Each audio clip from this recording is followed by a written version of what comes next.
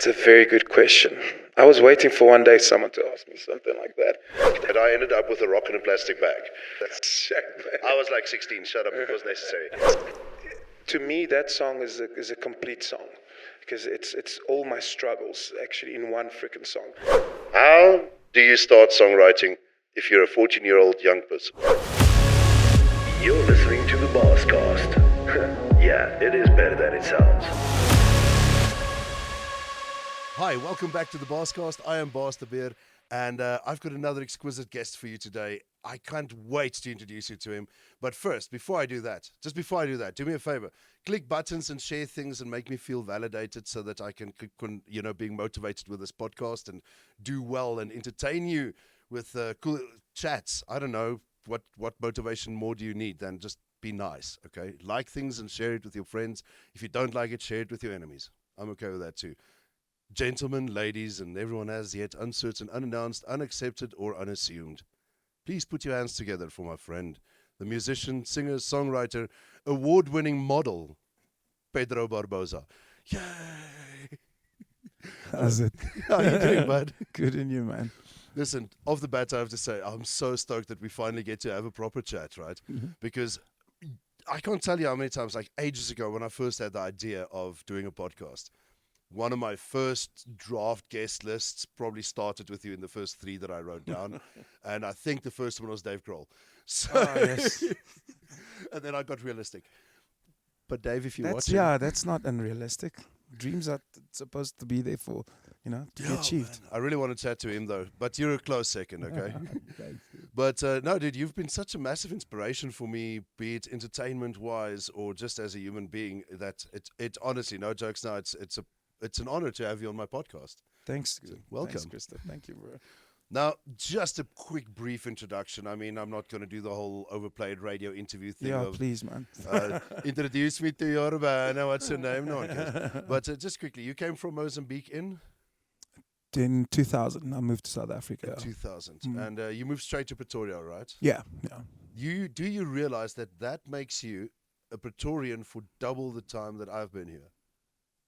What do you mean? When did you move? I only moved to Pretoria in December 2009. Oh, wow. And my Twitter bio says that I am the mayor of Pretoria. So all I'm saying is you should have done better. Yeah, obviously I sucked at it. But wait, who do you think got you the job? No, I'm kidding. So, thank you. So being a Mozambican in Pretoria, but I mean, essentially, you've been in Pretoria for most of your adult life. Yeah, I've been longer in Pretoria actually now than I've been in Mozambique. I was 20 years in Mozambique, and now I'm here for 23 years, yeah. And do you associate still more as a Mozambican in South Africa or as a South African with Mozambican heritage? That's a very good question. I was waiting for one day someone to ask me something like that. And I've thought about it. I don't know, man. I'm very close to how I grew up, if that makes sense. I'm particularly very proud of how we grew up in such a, man, I don't know how to describe it, but it's I couldn't want anything better than the way I grew up. There was all this equality first of all, and there was no, there was just this balance, and I was a very happy child, I think, growing up. So I'm very attached to that on the Mozambican side. But in terms of culture, I've adapted a lot of the South African culture. So it's kind of like you become bipolar in a sense. Not much in the form of rugby and brandewijn. No, not that side of things, no. But even on the music side of things, I mean, you've heard me play. I love the Brenda Fassie, the Johnny Cleggs, the Yvonne Chaka Chaka, the Miriam Makeba. So that's I know more about that, for example, on South African culture than I know on Mozambican culture, to be honest, which is odd. Yeah. Especially since obviously your roots, musically speaking, they were shaped and they were planted in Mozambique. Yeah, but if you think about it, I only played in Mozambique for about 4 years before I left.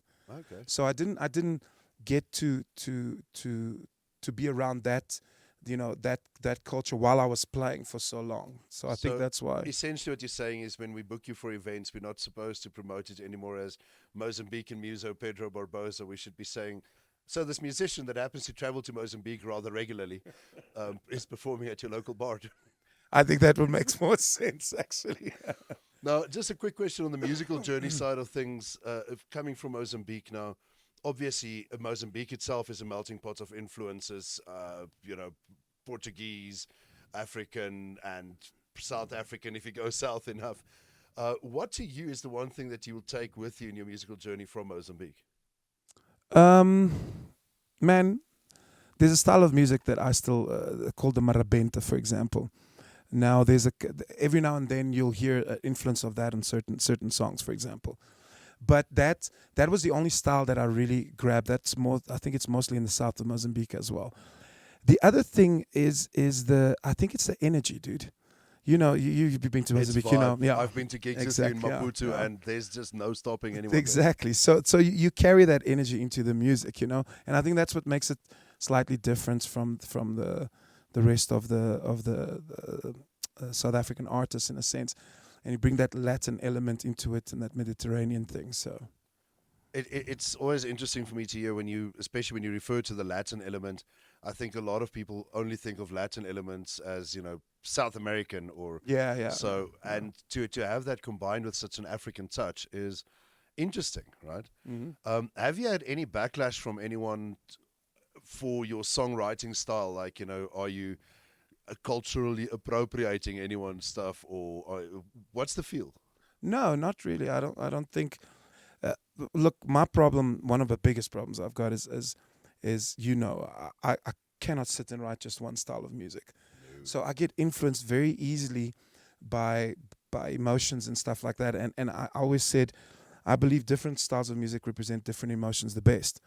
So I can't define myself as a Latin musician or as a rock musician or as a pop or as a African, because I don't see myself as any of those. I just love music, man. I love writing. So. And your journey in your bands and your performance career kind of testifies to that. I mean, taking a look at the Mrs. B days, where essentially it was everything from bubblegum pop rock through to metal, some seriously hardcore. I mean, I remember you on a lineup with Mrs. B at Volmer, and I think it was one of the other bands was Lonnie and Chris's band. And Fuck. Fuck was playing on yeah. the same lineup as Mrs. B. And Mrs. B going, everyone is gay, yay, and they go, boo. And somehow it just worked. Mouth diver. But then moving on, you know, you had the Barbosa experience, quite active, more in like the party Joel scene for quite some time, which essentially was an original / cover project. Do you miss the days of mostly performing with Barbosa experience, or are you more happy with the solo vibes, solo band vibes now? No, I do. I mean, there was this chemistry, I think, between us, and it was a hard decision to kind of like break that project up. To be honest, it wasn't an easy thing. The thing is, man, it's easy to go and play 4 or 5 different projects, but then to dedicate time to all a single one of them becomes quite hard. And people started getting confused between what's Pedro Barbosa and what's Barbosa Experience. So you pitch up at a Barbosa Experience gig and they ask you to play Crazy Love. The guys don't know Crazy Love, the Barbosa Experience, you know? They don't know how to play it. That's true. And it's like, oh shit, okay. And so people got confused between the Pedro brand and the Barbosa Experience brand. That was one of the things. So one of the things I had spoken to the guys that when we had a tiff and internal stuff, but when we got together again and to try and sort it out, I told the guys, I think we should move to a new project and just move into, like, you know, a new name and stuff. But I understood what they said as well was that we already had built on that name. It was going to be like starting from fresh. And I couldn't, and they knew, and I told them, I can't dedicate the amount of time that a band deserves into just that, you know. Unfortunately, you need to, it's not just fun. I mean, the fun is great, but it's a career. It's you know, it's work for me as well. And I need to make decisions according to that. And sometimes it's quite tough, but yeah. Now, as you so eloquently put it now, it's work, it's not just fun. But you've expanded your career to way much more than just singing or writing a song and singing it at a show. You've been dying to ask me that question. I've really been going to, like, what? If you have to tell someone, what's your day job? Well, what is my day job? I don't know. I'm a songwriter. I'm a musician. So That's that always comes first. yeah. So- I think that is what sustains me at the moment. So I'm an entertainer actually more than anything else. But you want to go into the songwriting thing? I see. Oh no, I want to see songwriting, but I do know that you do all sorts of things from custom jingles and Yeah. To coaching music almost, workshops. Yeah. workshops. Yeah. So just let's stand still there for a little bit, because one thing that I've noticed, and there's a lot of musicians having to expand their career options now. Yeah. And some of them go into telesales or insurance marketing. I don't know. And other people just say, you know what, I just want to do music, but let's do music and the music adjacent things, or stuff that doesn't necessarily need someone to pay me from a venue to come and sing. How would you go about choosing what it is that you want to do that way? Boss, so it's like if I go back, like, and I'm sure I know you've been in a situation. In order to get to a point where you can do what you want to do, you go through everything else. Yeah. So I've killed cockroaches. I've worked on video, and I taught music for a while as well. I did all these things to get to this point. But now what I realized was music was the one thing that was really challenging in my life. Like, it always gave me a challenge, and I could never win. And I still haven't won, you know. What is winning anyway in music? What I mean win as in okay, I've achieved, I've conquered, and I've reached, you know, and now I can chill or whatever. It's everything else. It felt like video and stuff like that. Like, I would work on it and I'd figure it out how it works, and then I'll get bored. Music has never given me that. I've never gotten bored, and there's always been something new, and especially when it comes to the songwriting stuff. So what you're talking about, so yes, I've worked with artists like Babette. There's a few. I worked with Nicola. We still haven't released that though. McLeod, for example. I want to work with Black Heidi because I think she's multi-talented. I really want to work with her. So there's all these new artists that I would love to work on, just I don't know, if whatever I can help with and stuff like that. And then there's the songwriting workshops. So I developed a concept in 2010, which was Fat Groove Productions, where we basically wrote, we involved people in the writing process of a song. So we wrote, for example, Fort South Africa song, and then released a new Ranger and stuff like that. That's cool. And that was, I think they used actually that song on the Detroit Motor Show. That was a wild track. That was a big, that was like a wild track. I like that. I deserve points for that. I should have actually. We need a cowbell for this. I need a little joke bell whenever I exactly. make Get a a stupid cowbell dad in joke. That should be the thing. Let's make a note of it. For the next podcast recording, I need to have a signal Yeah, bell. you need when I make a joke, so my guest knows. It has to be a cowbell, man. It's going ding, ding, ding.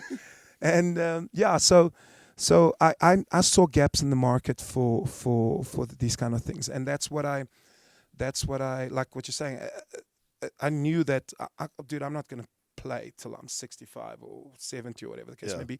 I need to find other ways Not to a make Rolling money. Stone. No, and I don't think I want to be a Rolling Stone as well. It's not.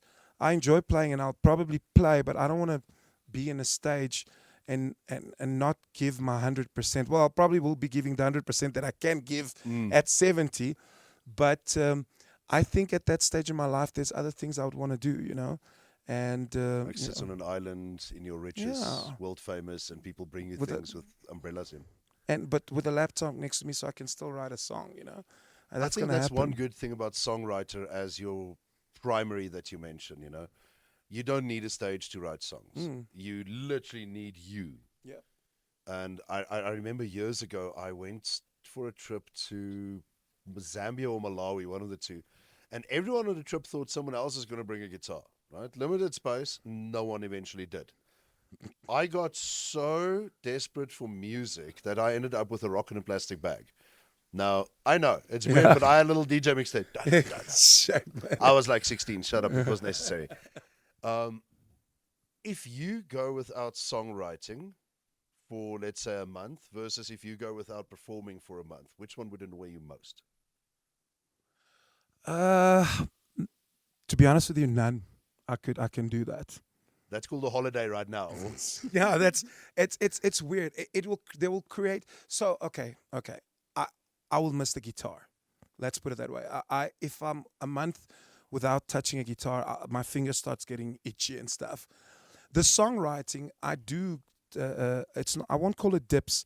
There'll be periods, for example, like recently, I had to write a song for a client, and I couldn't get it right. I couldn't get what he wanted for like 2 or 3 months. And eventually you come to a point where you're like, dude, I'm starting to force this stuff because you feel like you're not pleasing the client, and you start just writing forceful stuff, and it's wrong. You shouldn't also do that.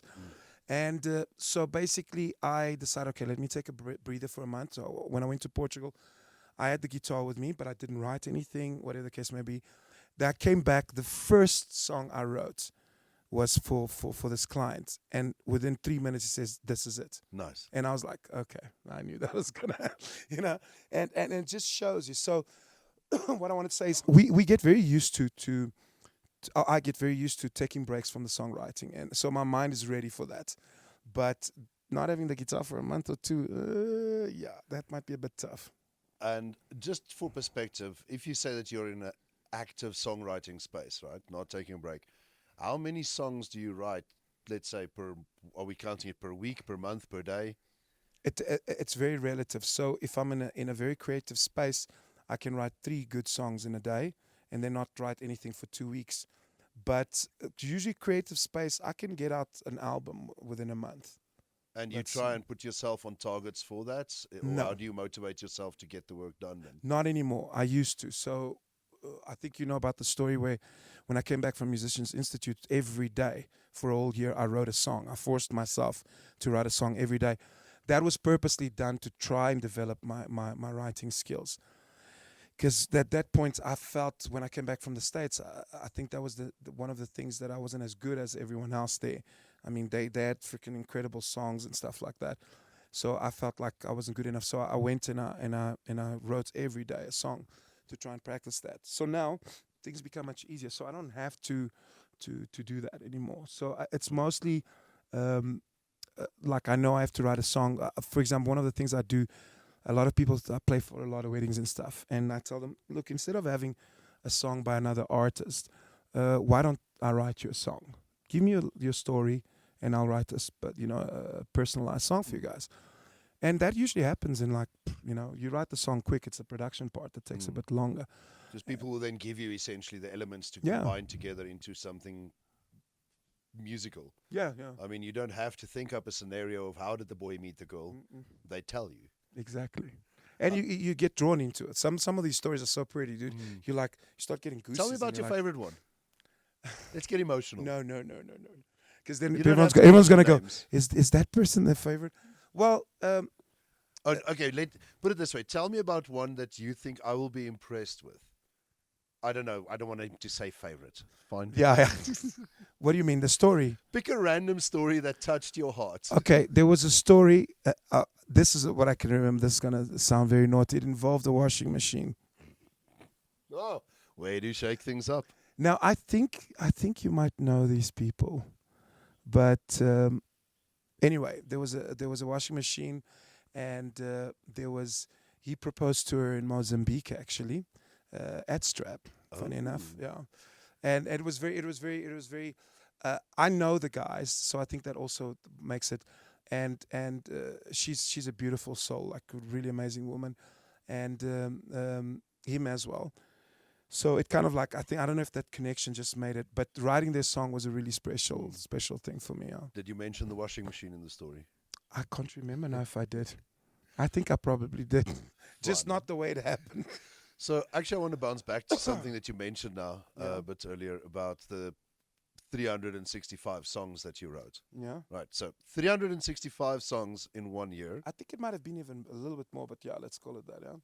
How many of them did you publish?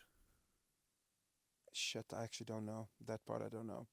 How many of them did you perform? So I know, for example, that on Journey to Reborn, there's 2 of the songs that from that thing. So the first thing, those days, I still wrote in paper. Okay, That's and cool. I still have the papers there. And the reality is, to be honest with you, is I wrote the songs and I didn't really record them, a lot of them. So the objective was just to have the reference. And so I still, it's a cool thing that this was, 2005 or something, bro. So imagine now you go through these papers and you're reading and go, oh shit, I remember this melody. That means something. That means that grabbed That something. really stuck. Exactly. So those are the ones, it was just a few of them that I used. The other ones I don't even know, but I still have everything there. So I think the point that I'm getting to with this is that a lot of younger talent tend to think that just because they wrote a song that sounds very nice to them, that now they've got 12 of them, now they need to release an album. Any thoughts on that? Yeah. Man, I don't like to judge things like that. Let's start with that. But so for example, I remember Mrs. B when we wrote the albums. I think one specific, I think it was The Devil in You. There was 60 songs. We chose 12. 6-0. 60, for example. Or 13, sorry. We used to record 13 songs, not 12, if I'm not mistaken. For example, for my latest albums, there hasn't been that many songs. But I think what has happened as well is you mature, so you know kind of like this will work, that won't work, or whatever the case may be. Shelve this because this can be done later, whatever. So there's been a lot of that. But Mark also, Beeling, tells me if I send him something and he's like, dude, I'm not feeling this song, and then we don't use it, we'll leave it. Or we might try and use it later. But I've tried to use it later with him and he still didn't like it. So I thought, okay, maybe the song's just shit. but yeah, so sorry, man. Still a bit sick. I've got an empathetic cough. It seems. Yeah, I when, can when you see cough, that. I'm like, No, I've just come out of COVID, so but don't worry, we're not kissing. yeah, no. No, so and I did isolate for 3 days. Apparently, you only isolate for 3 days now. But Cool. yeah, anyway, so yeah, so I don't have as much. Usually, it will be probably the releases I'm doing now. It's 7 to 9 songs. I'll have like 20 songs or something. That's about it. So out of what you just said, you literally touched on 3 things that I really want to get into. And I hope I remember all 3 of them. I've had someone listen to our podcast recently and she said, you keep on saying things like, we'll get back to this, but you never get back to that. I don't know. The conversation gets interesting in a different way, and then I get bored with my previous point. Yeah. But what I want to stand still quickly is a song holy? Yes. Explain. I don't think we own any of our songs. I really think that a song is given to me by something above, and I'm just a medium to bring that song out. And so it's, you could be given the same song and do a different interpretation. It might be better or not better than what I did, or it might be understood differently than the way that I do it. So I don't think, to be honest, I don't think the songs, even though it's experiences and stuff of what we are, if you consider being a songwriter as a gift, why is that song not part of that gift? That makes sense. Exactly. So it basically comes So the from fruit that. of the gifts Yeah. is a gift in itself. Exactly. Yeah. So that being said, then, you seem to still maintain a very open mind when it comes to feedback from qualified individuals, or shall I say people that you have given that authority to have feedback on your songs about. Where do you find that you can draw the line between, listen, this is the song this is the gift that I got, and I still want to keep that gift as it is, versus what you are putting in might be, I don't know, to use the analogy, the wrapping of the gift I'm willing to change. How much does a song that you feel is inspired, Yeah. how much will you change it based on feedback and input? So I don't. When it comes to writing the song and the production of the song, there's only 2 people that work, and that's me and Mark Beeling at this point. And the reason I got so attached to Mark is we're very similar in terms of, I think we connect very well. We developed a very good friendship and bond and stuff. So I think we understand each other emotionally very well. And that makes it easier when it comes to the music as well. So basically what happens is Mark does a lot of the production. So a lot of times I don't influence the production factor. Okay, so he comes up with what A lot gets of added with onto- lines and stuff like that. So I basically do the writing, and he does a lot of the production. And the reason is exactly that, because it's not my strong forte to do the production. And if I go and influence his train of thoughts, all of a sudden I'm enforcing something into the song. Okay. You understand? And it's exactly what you're saying.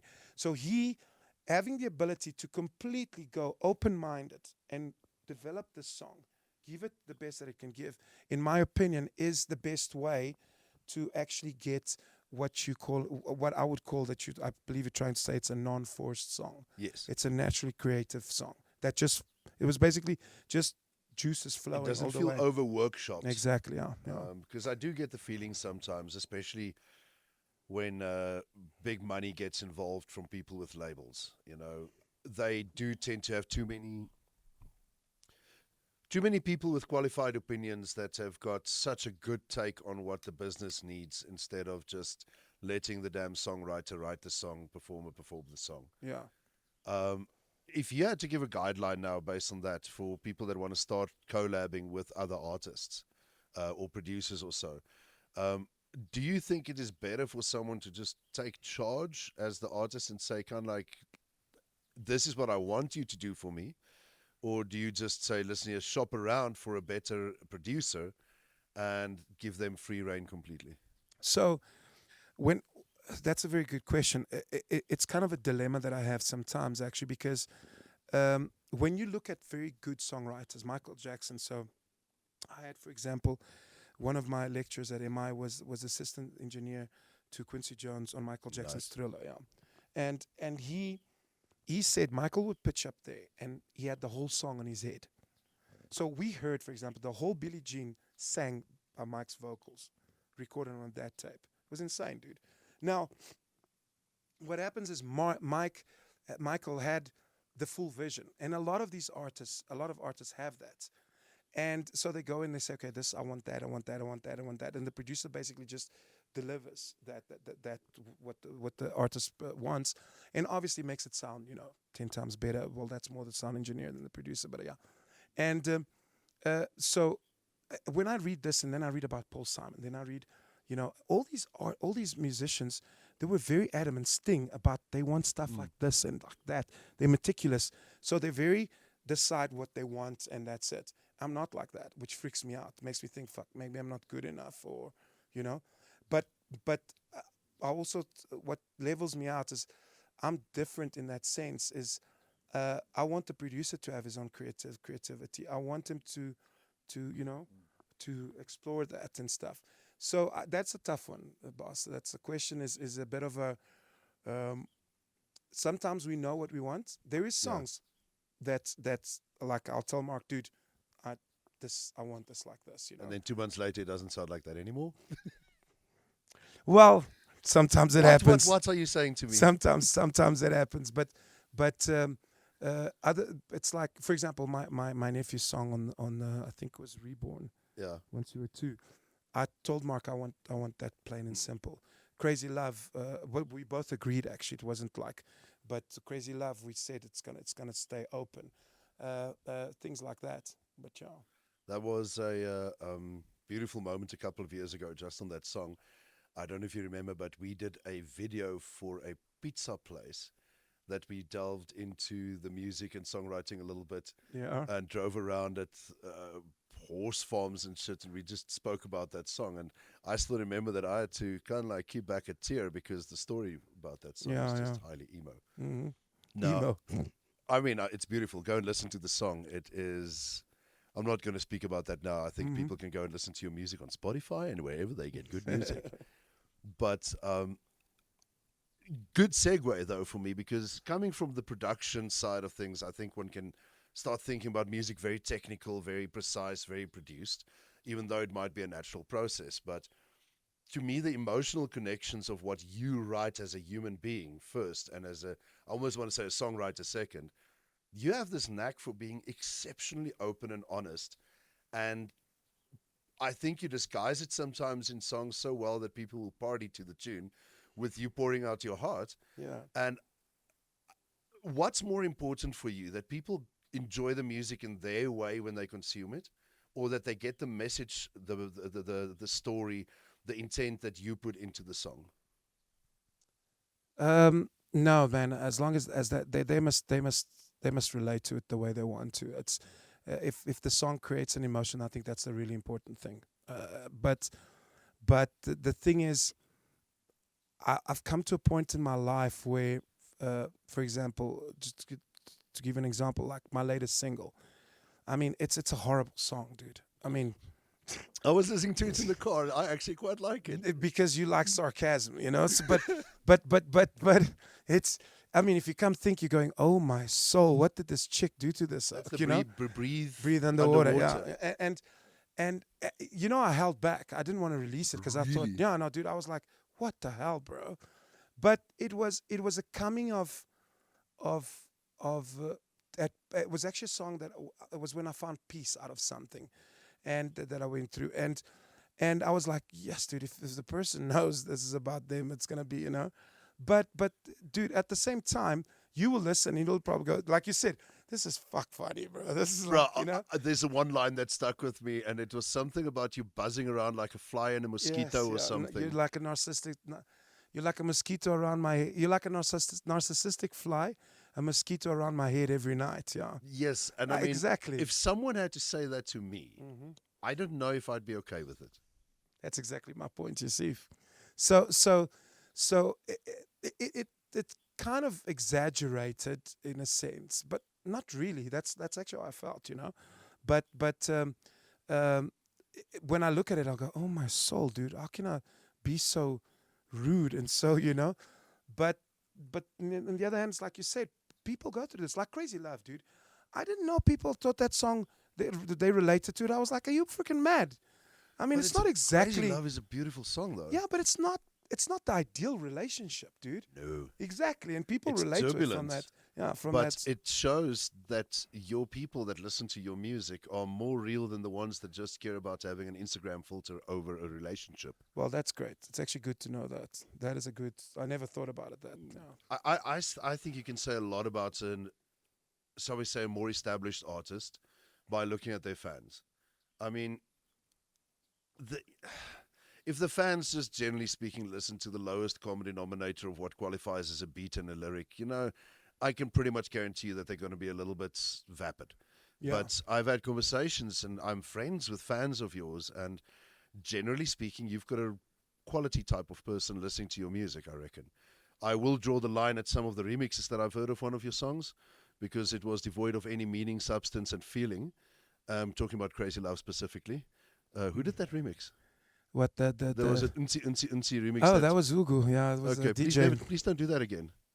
I loved it. I thought it was cool. Oh no, I like Don't I Dance can see music. people are going to dance to that in a club, but for someone that, for me, like, and that's It where, was where such the a question touchy came song. from. Yeah. That song, I mean, I played it to my friend Chris now in the car on the way here, and your songwriting brings to the front emotions that I think, especially for guys, sometimes we are not comfortable dealing with. And to hear someone as big, burly, manly as you go through shit, deal with it, and or be busy dealing with it, and do so publicly in a song, and carry the emotion on that, that I think goes beyond music when it comes to inspiration.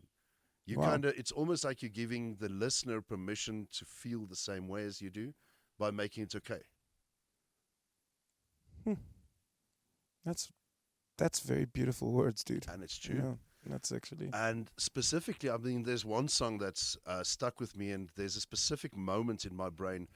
We were driving to Strab. Hey, I'm wearing the t-shirt. You can see this now, per chance. This was, I think, 2018 when we did our trip together to Strab. It was when you were launching Reborn. Yes, yeah. And you played us some of the tracks on the trip to death. And, you know, if I have Strangers. to say, what strangers in the night. Glorious. But the one song actually that song stuck with me, but for the, Baby Shark reason. Hook lines are impressive. But the song that really hits home was after you gave me an explanation, and it was Wait on Me. Oh, And yeah. you listen to a song like "Wait on Me," and I mean, initially it was background music. It was a tune in the car that we were listening to, and I thought, man, it's got a nice groove. It just sits there. It is, whoa, yes, wait on me, brings me. And then it took one sentence from you to open that song into a whole new dimension. and that was, this song was about my struggle with my weight. And suddenly, because I didn't have the lyrics in front of me, we were in a road trip, and then I was listening, "Wait" on me, like, "Hey, hang around," and then I realized, no, it's about the things that hang around me. If you get my joke there, ding dong, cowbell. It's actually it's a play of words. You're very right, actually. So the song is, to me, that song is a complete song, because it's all my struggles actually in one freaking song. It's the weight, it's the relationships. So it plays on both weight on me, as in the weight, and weight, come on, don't go without me kind of thing. And to be honest, I think it's still one of the most touchy songs that I've ever written. It was a weird concept for me to actually release it. It becomes hard as well, Christo, to release something that's so deep imprinted in you, and That's exactly what I want to ask you about now. Is there are things that I write that no living soul will ever see that in existence. Yeah. And it's honestly, looking back at some of the things, it's really not that deep or personal. It's more a moment thing. But how do you come out? I mean, a struggle with weight loss and stuff is, for most people, immensely personal. Most artists that would sing about it would put it in such a thickly veiled song that you might think the song is about soup, but it's about weight loss or whatever. You blatantly say that, the weight on me gets me down. I'm not the person that I want to be. There's no disambiguation possible in what you are saying with that. The weight for you might be something completely different. The weight for you might be the issues you have at work. And that's the thing. That's why people interpret it in different ways. And like you said, for example, the thing with Weight on Me is that beat's got this R&B soul thing behind it the whole time. So you kind of fall into the trap of the beat, and you're listening to the lyrics, but it's not, until someone clicks. And I mean, you can't unthink that now that I know the context in which you wrote it in. Look, I firmly believe that art is messaging, and any message that you send will be read through the eyes or the glasses of the reader. Yes, totally. And if I want to be an effective communicator, to convey a story or an idea, I need to speak into the paradigm of the receiver. But if art is the therapeutic release of the songwriter, it doesn't matter what the other person thinks or picks up from the song. If they get meaning from it, fine. At least that's how I feel about it. But when you write a song such as Weight on Me, I think that it kind of calls for two things to happen. It's once someone realized that you were so open about your struggles with weight loss. And that's what I'm going to be doing now. I think step one is it kind of brings to the fore your need for support in such a weight loss journey and stuff. How's that going, by the way? So it was going very well. During COVID, I did very well. For example, I had time to focus on myself, and I lost a lot of weight. And then after COVID was finished, so you know about my struggles with anxiety as well and stuff. So I had to start taking medication for anxiety before COVID even. And basically, just after COVID, my GP moved to Cape Town, and a new GP came to work in his establishment, whatever. And he changed my medication. Now, dude, I gained almost all the weight that I'd lost all of a sudden. And I couldn't understand. I just had this appetite. And I was like, bro, and then you go into that dip, and you start drinking, and you're like, fuck life, fuck everything, I'm never going to win at this and whatnot. And then I went to a new GP, which was my girlfriend now's GP, and she did all these tests and whatnot and wada, and there was a couple of things that were wrong. I don't like to speak about these things because I don't like to make people worried. So, but yeah, it's not hectic stuff. But anyway, the main thing that she noticed was that the medication that this guy gave me was completely wrong. Ouch. So I stopped that medication within 3-4 days, dude. I could feel the difference immediately. It was insane, but I was so freaking upset, dude. I was not happy about this, but still I was in this, like, trying to now mentalize myself to, okay, dude, you need to start over again, And but now I met this guy about a year ago at a gig. He came to me and he told me that he feels, I don't know if you're religious, but well, whatever. But God sent him to help me, basically. And I was like, okay, and I listened to him and but not. And we were supposed to meet, but I think I went to Portugal, and then I completely forgot about this completely. Like, and he told me about keto and this and that, and what could help me and what. And I left, and I forgot about it. And about 3 months ago, I saw him at a gig, and he goes, you know, Pedro, I haven't forgotten about you. And I was like, dude, I remember you from somewhere. And he goes, Cliff. And I was like, yeah, the keto guy. What? It's like, why did we stop talking? What happened? What? And he's like, well, he thought that I wasn't interested and I wasn't ready for it. But he thinks that I really should come see him because time is running out. Okay. And that was a bit freaky, you know. Yeah, especially if someone tells you time is running Yeah, out. yeah, it's like, okay, you know, you're becoming a bit of a problem here. So anyway, the long story short, I started seeing him. This guy is helping me for free. And I'm doing keto at the moment, and I'm loving it. It's very easy. It suits my eating habits Is as keto well. the one that you eat meat? Yeah, you eat carbs with very low. I'm only allowed at the moment 30 grams of carbs a day. That's like half So- a slice of toast. So I don't eat bread at the moment, but I'll have well, I break every now and then, but very rarely, literally. But just to give you an idea, I went to Portugal and I lost 7 kilos while I was there for 3 weeks. Nice. I didn't chow bread. I chowed chips once because it was chips or tomatoes, and I'm not allowed to eat a lot of tomatoes. I'm like, if I'm gonna break, then I'll break it properly, you know.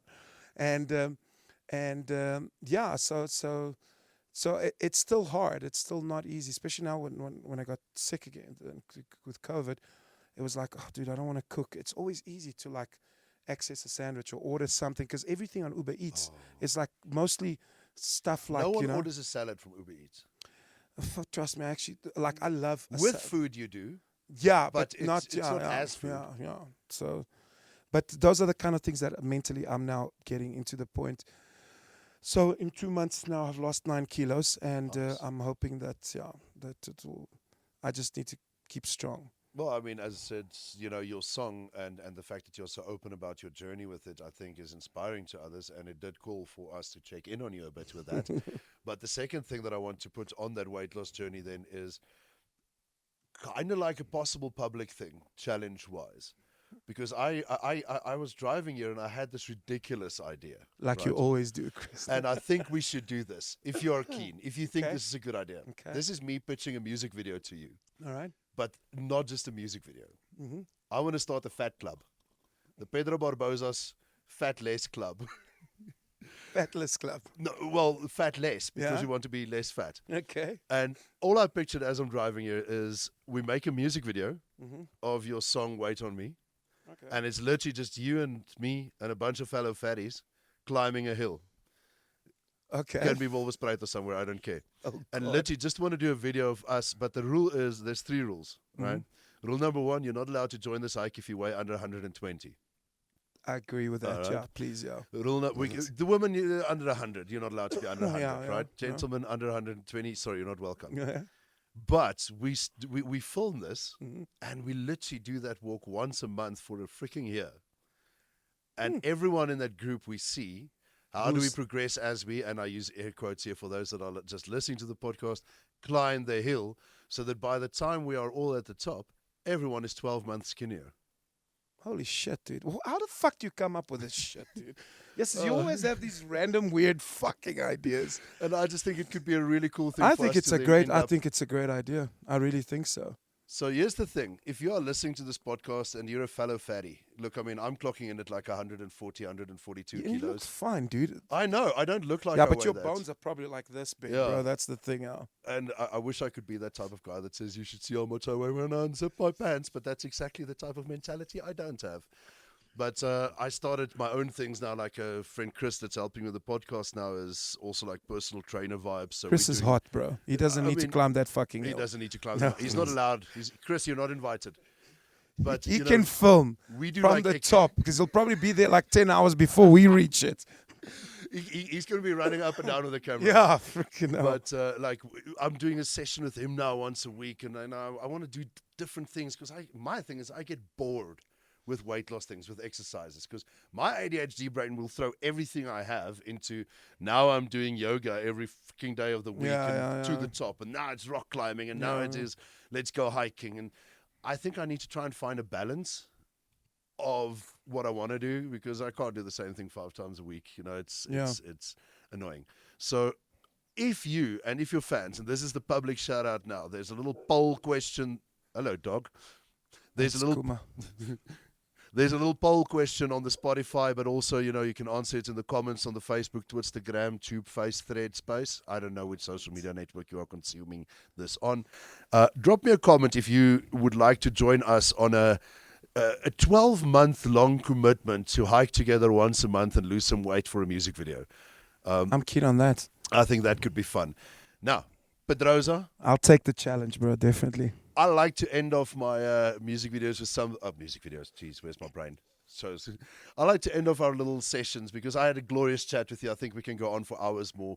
But I thank you for your input on the deep and openness about the songwriting, about the weight loss, about the music industry, about your bands and so.